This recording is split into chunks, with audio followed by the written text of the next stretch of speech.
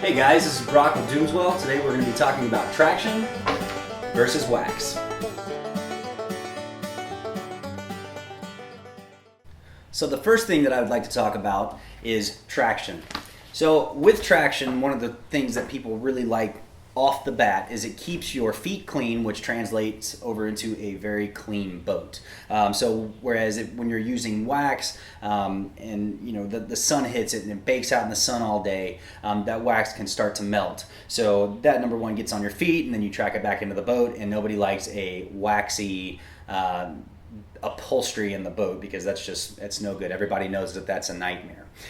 So number two is the arch bar option. A lot of people like traction because of the arch bar options. On this board right here, there's actually more of a raised arch bar for somebody with a higher arch on their foot, whereas me, I have a lower arch on my foot. So with traction, you have the option of doing a lower arch bar like this one here.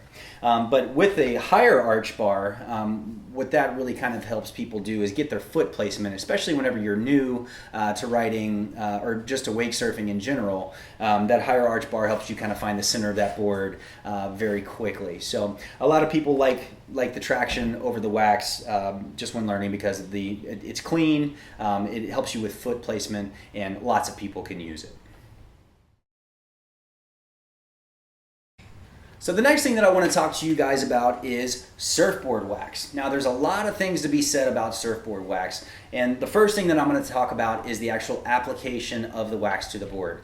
And this is where a lot of people miss the mark. So they go out and they buy just surfboard wax offline, or they go to a surf shop and they just buy surfboard wax just kind of blindly. So surfboard wax needs a base coat before you actually put the wax on. So it looks just like this, but sometimes the box is a little bit different color and it says base coat on there. So make sure that you get one that says base coat and then surfboard wax. So like this is Sticky Bumps Original Surf Wax, which I really like. There's a little plug for Sticky Bumps. But anyway, so the application is very important. So make sure that you put a base coat on and you apply it just like wax. Some people put it in a circle pattern. Some people use a crosshatch pattern to get different effects, things like that. So base coat, then wax. Number two is there are different kinds of wax. So if you're surfing in water that is very cold, so let's just say during the wintertime, you're going to want to use a cold water wax.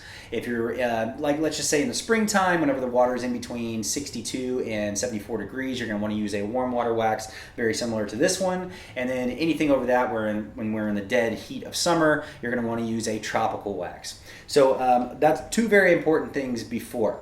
Now, the next thing I want to talk about is the actual pros and cons of surfing wax. So one of the reasons that I like surf wax over traction is because I come from an ocean surfing background. So I'm very used to surfboard wax, and so actually traction was somewhat new to me and a few of the other guys here in the Doomswell factory. So we tend to gravitate more towards wax. Number one, it gives you a little bit more of a sticky feeling to the board. So for me, it helps me out with 360s and air maneuvers and things like that. And you can typically feel the board a little bit better, and also what's underneath your feet, like the ripples and the vibration of the water, as opposed to traction. You have that little buffer zone there of that actual EVA pad below your feet, which kind of dampens some of the vibration. So to me, I feel like I can feel the board a little bit better. So it helps me stick to the board a little bit better. It helps me feel the board a little bit better, and helps me with my air maneuvers.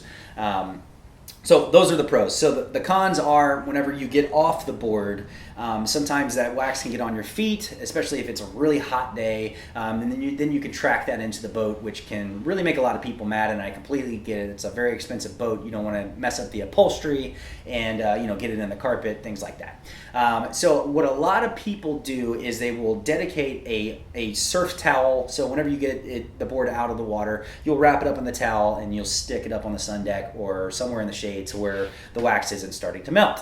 Number two, which is my favorite, is actual surfboard bag. Whenever you get done, you can take the board out of the water, hand it to somebody, and they can throw it in the surfboard bag there for you. So the reason I like the surfboard bag over the towel is because it offers a little bit more protection.